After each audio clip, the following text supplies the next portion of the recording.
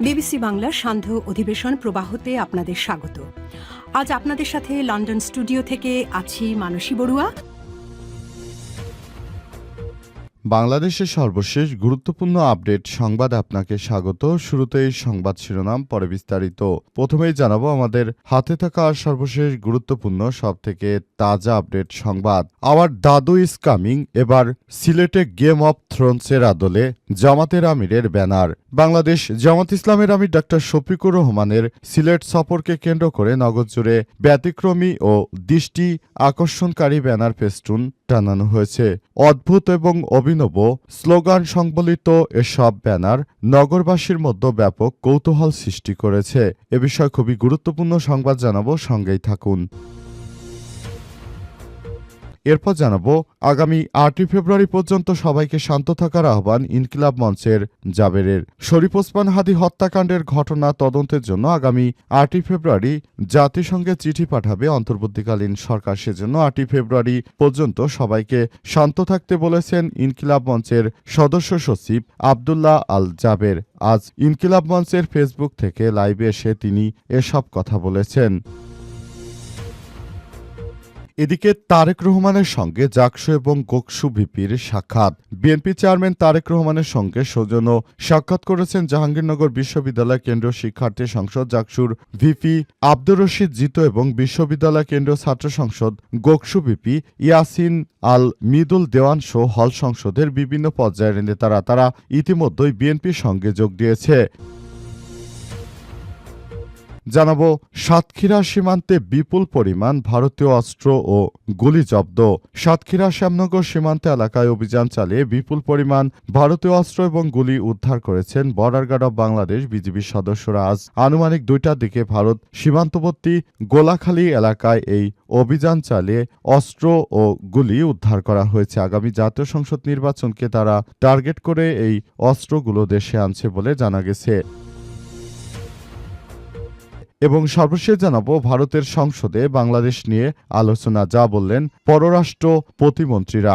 বাংলাদেশের সঙ্গে ভারতের সম্পর্কের তৃতীয় কোনো দেশের উপর নির্ভরশীল নয়, বরং স্বাধীন। আজ ভারতের লোকসভায় বাংলাদেশ নিয়ে প্রশ্নের লিখিত জবাবে এসব কথা বলেন দেশটির পররাষ্ট্রমন্ত্রী কীর্তি বর্ধন সিং। তিনি আরও বলেন, যেসব জায়গায় ভারতের জাতীয় স্বার্থ রয়েছে সেগুলোর উপর সার্বক্ষণিক নজরদারি এবং স্বার্থগুলো রক্ষায় প্রয়োজনীয় সব ব্যবস্থা নেওয়া হচ্ছে। খবর এনডিটিভির। প্রিয় দর্শক, এতক্ষণ শুনছিলেন সংবাদ শিরোনাম, এবারে বিস্তারিত। তবে তার আগে বন্ধুরা অনুরোধ থাকবে এই সংবাদটিতে একটি লাইক দিন। এই চ্যানেলে আপনি নতুন হয়ে থাকলে আমাদের সংবাদটি দেখতে দেখতে চ্যানেলটি সাবস্ক্রাইব করে রাখুন। কমেন্ট করে বন্ধুরা আপনার মূল্যবান মতামত জানিয়ে দিন আপনি বিশ্বের কোন দেশ থেকে বা বাংলাদেশের কোন স্থান থেকে আমাদের সংবাদটি দেখছেন এবং শুনছেন। আর বন্ধুরা, সংবাদটি আপনার সোশ্যাল মিডিয়া ফেসবুকে শেয়ার করে বন্ধুদেরও দেখার সুযোগ করে দিন। আগামী জাতীয় সংসদ নির্বাচনে আপনি কোন দলকে সমর্থন করেন কমেন্ট করে পুরো বাংলাদেশ সহ বিশ্বের সবাইকে জানিয়ে দিন।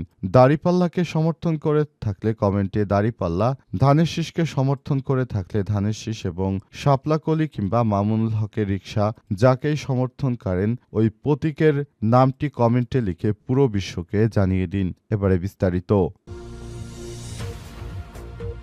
আওয়ার দাদু ইজ কামিং, এবার সিলেটে গেম অব থ্রোনসের আদলে জামাতের আমিরের ব্যানার তৈরি।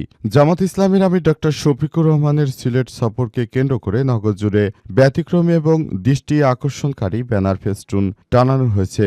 অদ্ভুত এবং অভিনব স্লোগান সংবলিত এসব ব্যানার নগরবাসীর মধ্যে কৌতূহল সৃষ্টি করেছে। জামাতের আমির আজ দলীয় সফরে সিলেটে আসছেন। এর আগে শুক্রবার ৬ই ফেব্রুয়ারি জামাতের আমির শনিবার ৭ই ফেব্রুয়ারি দলীয় সফরে সিলেট যাবেন বলে বিষয়টি জানিয়েছিলেন। নগরীর বিভিন্ন গুরুত্বপূর্ণ স্থানে টানানো ব্যানারগুলোতে দেখা গেছে লেখা রয়েছে, আওয়ার দাদু ইজ কামিং, ওয়েলকাম, আওয়ার দাদু is the next PM in Bangladesh ইনশাল্লাহ, এবং উইন্টার ইজ কামিং। হলিউডের জনপ্রিয় ওয়েব সিরিজ অব থ্রোনসের আদলে তৈরি এসব ব্যানারে তলোয়ার হাতে দা ডক্টর শফিকুর রহমানের ছবি ব্যবহার করা হয়েছে। পাশাপাশি তলোয়ারের সঙ্গে দাড়িপাল্লার প্রতীক এবং নেকড়ের ছবিও দেখা গেছে। নগরীর নায়রপুল পয়েন্ট, চৌহাট্টা সরকারি আলিয়া মাদ্রাসা মাঠে, জিন্দাবাজার সহ বিভিন্ন এলাকায় বৈদ্যুতিক খুঁটি ও গাছের ডালে সব ব্যানার ফেস্টুন ঝুলতে দেখা গেছে। অভিনব উপস্থাপনার কারণে পথচারী এবং নগরবাসীদের মধ্যে ব্যাপক আলোচনার সৃষ্টি হয়েছে বিষয়ে সিলেট মহানগরের জামাতের আমির মোহাম্মদ ফখরুল ইসলাম জানিয়েছেন, ব্যানারগুলোর বিষয়ে তাদের এখনই যথাযথ ভূমিকা পালন করতে হবে। প্রাথমিকভাবে জানা গেছে জেনজি প্রজন্মের কিছু তরুণ উদ্যোগ নিয়ে সব ব্যানার টানিয়েছে বলে ধারণা করা হচ্ছে এবং জেনজির ওই প্রার্থীরাই জানিয়েছে যে আমাদের দাদু তিনি অত্যন্ত গুরুত্বপূর্ণ ব্যক্তিত্ব। 8ই ফেব্রুয়ারি সবাইকে শান্ত থাকার আহ্বান ইনকিলাব মঞ্চের। জাবের শরীফ ওসমান হাদি হত্যাকাণ্ডের ঘটনা তদন্তের জন্য আগামী 8ই ফেব্রুয়ারি রোববার জাতিসংঘে চিঠি পাঠাবে অন্তর্বর্তীকালীন সরকার। সেজন্য 8ই ফেব্রুয়ারি পর্যন্ত সবাইকে শান্ত থাকতে বলেছেন ইনকিলাব মঞ্চের সদস্য সচিব আব্দুল্লাহ আল জাবেরা।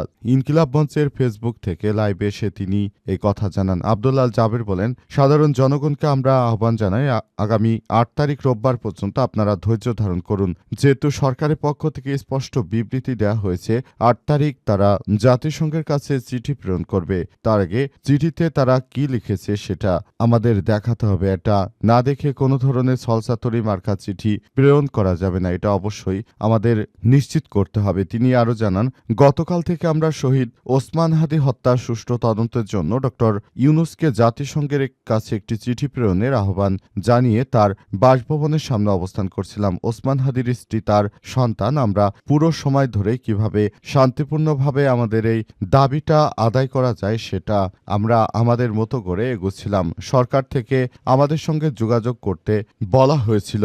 হামলাকারীরা পুলিশদের বিচারের দাবি করে আল জাবের বলেন, হামলাকারী পুলিশদেরকে অবশ্যই বিচার করতে হবে। শহীদ শরীফ ওসমান হাদির স্ত্রী, তার পরিবারের সদস্যদেরকেও তারা পিটিয়েছে এবং তারা আগামীতে নতুন বাংলাদেশ গড়ে তোলার জন্য আমাদের উপর নানাভাবে অত্যাচার করছে। এই অত্যাচার আমরা স্বৈরাচারী ফ্যাসিস্ট শেখ হাসিনার সময় অত্যাচারিত হয়েছে, এখন আর সেদিন নেই। এখন আমাদের সবাইকে আরও বেশি সজাগ থাকতে হবে বলে জানিয়েছেন তিনি।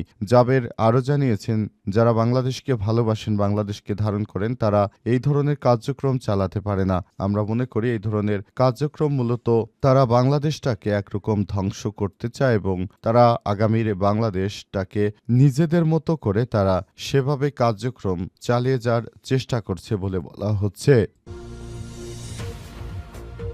তারেক রহমানের সঙ্গে জাকসু এবং গোকসু ভিপির সাক্ষাৎ। বিএনপি চেয়ারম্যান তারেক রহমানের সঙ্গে সৌজন্য সাক্ষাৎ করেছেন জাহাঙ্গীরনগর বিশ্ববিদ্যালয় কেন্দ্রীয় শিক্ষার্থী সংসদ জাকসু ভিপি আব্দুর রশিদ জিতু ও গণবিশ্ববিদ্যালয় কেন্দ্রীয় ছাত্র সংসদ গোকসু ভিপি ইয়াসিন আল মিদুল দেওয়ান সহ সংসদের বিভিন্ন পর্যায়ের নির্বাচিত নেতারা আজ গুলশানী বিএনপির চেয়ারম্যানের রাজনৈতিক কার্যালয়ে তারা এই সাক্ষাৎকার করেন। এর আগে সকালে বিএনপিতে যোগ দেন জাকসুর ভিপি আব্দুর রশিদ জিতু, ছাত্রদলের কেন্দ্রীয় সভাপতি রাকিবুল ইসলাম রাকিব ও সাধারণ সম্পাদক নাসির উদ্দিন এবং বিএনপির সিনিয়র যুগ্ম মহাসচিব রুহুল কবির রিজভীর উপস্থিতিতে তিনি বিএনপিতে যোগদান করেন। এদিন যোগসুর কয়েকজন নির্বাচিত প্রতিনিধিরাও বিএনপিতে যোগদান করে ছাত্রদলে যোগদান করে। রাতে বিশ্ববিদ্যালয় কেন্দ্রীয় ছাত্র সংসদ গোকসু ভিপি ইয়াসিন আল মিদুল দেওয়ান আনুষ্ঠানিকভাবে ছাত্রদলে যোগদান করেন। রাতে তাকে ফুল দিয়ে স্বাগত জানায় সংগঠনটির কেন্দ্রীয় সভাপতি ও সাধারণ সম্পাদক অর্থাৎ রাকিবুল ইসলাম এবং নাসির উদ্দিন। তারা তাকে সাক্ষাৎকার করে এবং বিভিন্ন বিষয় নিয়ে তারা কথা বলেছে এবং আগামীতে তারা বিএনপির সঙ্গে থেকে ভালো একটি কিছু অর্জন করতে চায়, অর্থাৎ স্বার্থ হাসিল করতে চায় এই জিতু। তিনি যদি বিএনপির সঙ্গেই মিশবেন তাহলে আগে থাকতে কেন তিনি দাঁড়িয়েছিলেন। সাতক্ষীরা সীমান্তে বিপুল পরিমাণ ভারতীয় অস্ত্র গুলি উদ্ধার। সাতক্ষীরা শ্যামনগর সীমান্ত এলাকায় অভিযান চালিয়ে বিপুল পরিমাণ ভারতীয় অস্ত্র ও গুলি উদ্ধার করেছে border guard of Bangladesh BGB. আজ আনুমানিক 2টার দিকে ভারত সীমান্তবর্তী গোলাখালী এলাকায় অভিযান চালিয়ে এটি আটক করা হয়। বিজিবি জানিয়েছে, অভিযানকালের একটি চিংড়ি ঘেরের ভেতর মাটিতে পুঁতে রাখা অবস্থায় আনুমানিক 5.5 লক্ষ টাকা মূল্যের 12টি এয়ারগান, 15 বক্স গুলি, 60টি স্প্রিং, 40টি পিস্টন হোল্ডার এবং 16টি এলকে রেঞ্জ উদ্ধার করা হয়েছে। সময় বিজিবির উপস্থিতি টের পেয়ে অস্ত্র চোরাকারবারিরা সুন্দরবনের ভেতরে পালিয়ে যায়। নীলডুমুর বর্ডার গার্ড রিভাইভার এর অতিরিক্ত পরিচালক অধিনায়ক লেফটেন্যান্ট কমান্ডার মোহাম্মদ আব্দুর রব জানান, আসন্ন জাতীয় সংসদ নির্বাচনকে কেন্দ্র করে সব অবৈধ অস্ত্র বাংলাদেশে পাচারের চেষ্টা করা হচ্ছিল। সুষ্ঠু নির্বাচনকে তারা প্রশ্নবিদ্ধ করার জন্য এই ধরনের কর্মকাণ্ড নিয়ে মূলত ব্যস্ত হয়ে পড়ে একটি সত্যান্বেষী মহল। তাদের উদ্দেশ্য হচ্ছে আগামী জাতীয় সংসদ নির্বাচনকে প্রশ্নবিদ্ধ করা এবং নির্বাচনটা যেন সুষ্ঠু সুন্দরভাবে পরিচালিত হতে না পারে সেজন্য তারা অস্ত্রের ঝনঝনানি এবং এসব অস্ত্রশস্ত্র ব্যবহার করে আগামীতে তারা নতুন করে একটি সুন্দর বাংলাদেশ যে গড়ে তুলবে, সব জায়গায় তারা নানাবিধ সমস্যা তৈরি করছে এবং এই সমস্যার মধ্য দিয়ে আগামীতে তারা নতুন করে আবার নানাবিধ সমস্যা সৃষ্টি করতে চায় এবং এসব বিষয়গুলো নিয়েই মূলত এই কর্মকাণ্ডগুলো পরিচালিত হচ্ছে।